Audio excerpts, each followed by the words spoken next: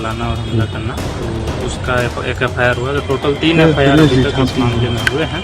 इस संबंध में हम लोगों का लगातार अभी डिप्लॉयमेंट अभी कंटिन्यू है, तो उसी के ऊपर हम लोग अभी काम कर रहे हैं। जब भी बिहार में चुनाव आते हैं, प्रचार के साथ साथ एक पुराना साया भी लौट आता है, गोलियों, खून और डर का। जहां राजनीति शुरू होती है वहीं से गोलियों की आवाज भी सुनाई देती है। जहां लोकतंत्र के मेले लगते हैं वहीं कुछ लोग बंदूकों से वोट तौलते हैं। यह कहानी है बिहार की राजनीति की, जहां बाहुबली सिर्फ नाम नहीं, सिस्टम का हिस्सा है। जहां चुनाव सिर्फ मतपत्र से नहीं बल्कि मसल पावर से लड़े जाते हैं, और जहां राजनीति और अपराध के बीच की रेखा मिट चुकी है। बिहार में यह साया सिर्फ इतिहास नहीं रहा, बिहार में अपराध और राजनीति का रिश्ता कोई आज का नहीं। 90 के दशक में जब सामाजिक और आर्थिक बदलाव का दौर चल रहा था, तभी राजनीति में दाखिल हुए ऐसे चेहरे जिनके पास न विचार थे, न विचारधारा, बल्कि बंदूक, गिरोह और डर का साम्राज्य था। ये वो दौर था जब कानून और न्याय नहीं, जाति और जोर चलता था। गांव-गांव में नेता बनने का रास्ता आता था गुंडागर्दी से, और सत्ता तक जाने की सीढ़ी बनती थी हिंसा से। हाल फिलहाल की घटनाएं यही बताती हैं कि कैसे राजनीतिक अंबार में बाहुबली फिर उभरते हैं। बिहार में चुनाव का मतलब था पोस्टर, प्रचार और प्रोटेक्शन। चुनाव के वक्त गांव में माहौल ऐसा होता था कि लोग वोट डालने नहीं, छिपने निकलते। आज हम एक ताजा केस देखेंगे, मोकामा कांड, दुलारचंद यादव की हत्या, जो बताती है कि कैसे सत्ता, आपराधिक ताकत और चुनाव आपस में उलझे हैं। इसमें जो प्रथम जिसमें मृतक के पोता के द्वारा FIR किया गया, उसमें टोटल 5 अभियुक्त जो है बनाए गए हैं। जो दूसरी तरफ से आवेदन जो है दिया गया, उसमें टोटल 6 अभियुक्त बनाए गए हैं, तथा जो अन्य जो पुलिस की तरफ से किया गया वो ओवरऑल जो केस है, तो उसमें सभी लोगों जो अज्ञात और सभी लोगों पे है, तो उसमें जो अब अनुसंधान में नाम आएगा तो उस हिसाब से हमारे लोग आगे कार्रवाई करेंगे। आरोपी बनाए गए हैं। हाँ, उसमें जो प्रथम FIR उसमें आरोपित बनाए गए। उसके अंतर्गत हम लोगों ने बताया है कि जो थोड़ा अंगूठा और जो उसके पैर का अंगूठा है, उसके नीचे जो है एंकल जो है, उसके नीचे जो है गोली के जैसा निशान हम लोगों को मिला है। बाकी उसको जो डॉक्टर लोग भी जो है कंफर्म करते हैं, जो उसमें कल रिपोर्ट में एक गोली का निशान मिला हम लोगों के द्वारा एक पाया गया। 90 के दशक से बिहार की राजनीति में एक पैटर्न है, राजनीतिक पृष्ठभूमि, जातीय समीकरण और मसल पावर का गठजोड़। बाहुबली का मतलब सिर्फ हिंसा नहीं बल्कि स्थानीय नियंत्रण, आतंक और आर्थिक हितों का नेटवर्क है। बाहुबली यानी वो नेता जिसे देख पुलिस भी रास्ता बदल दे, जो कोर्ट में नहीं जेल में चुनाव लड़े और जीते।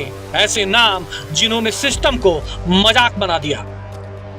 आनंद सिंह, मुकुल सिंह, शहाबुद्दीन, सूरजभान, पप्पू यादव, आनंद मोहन, मुन्ना शुक्ला, इन सबका असर सिर्फ सिवान, मुजफ्फरपुर या मोकामा तक सीमित नहीं था, बल्कि पटना की राजनीति में इनकी पकड़ मंत्रियों से भी ज्यादा थी।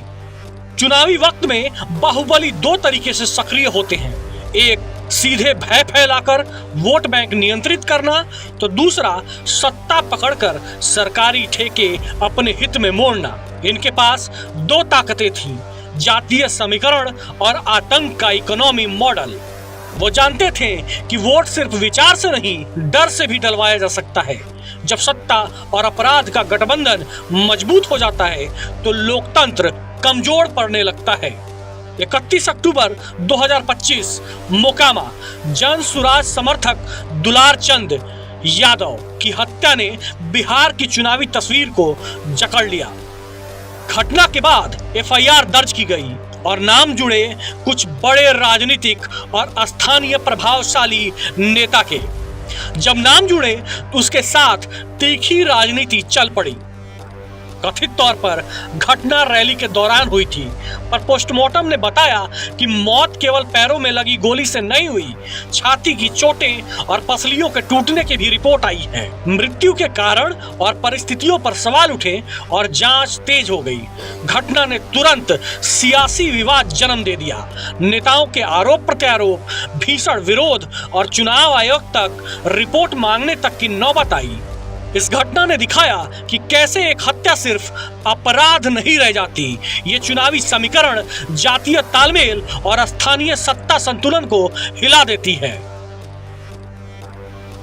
दुलार चंद का मामला अलग नहीं है, ये वही पैटर्न दोहराता है जो बिहार के कई हिस्सों में देखा गया। स्थानीय बाहुबली, चुनावी रैलियां, राजनीतिक आरोप और बाद की जांच। फर्क अब सिर्फ मीडिया और सोशल प्लेटफॉर्म की तेजी का है। खबर तेज फैलती है, सियासी दबाव भी तेज बनता है। जब किसी बाहुबली से जुड़ा मामला उठता है तो चुनना पड़ता है, क्या प्रत्यक्ष आरोपों की सार्वजनिक पुष्टि होगी या निष्पक्ष जांच।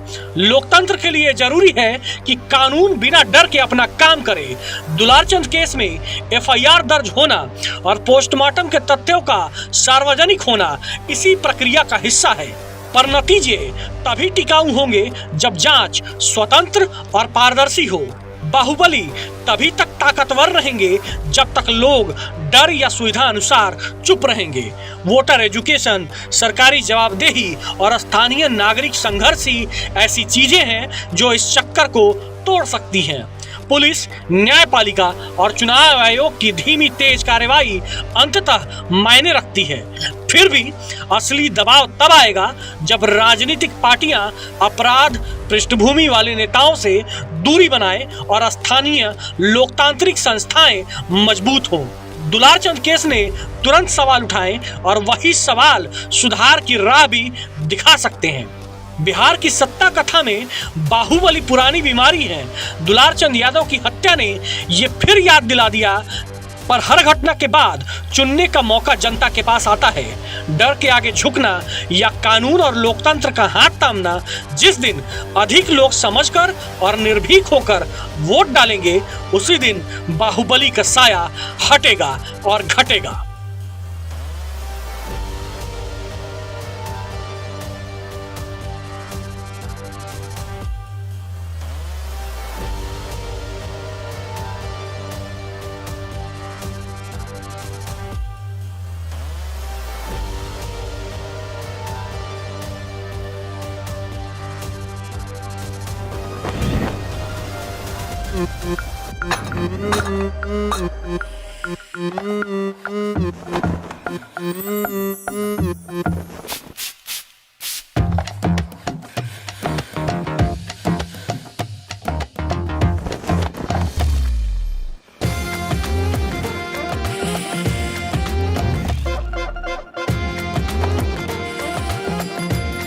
ये कड़क है।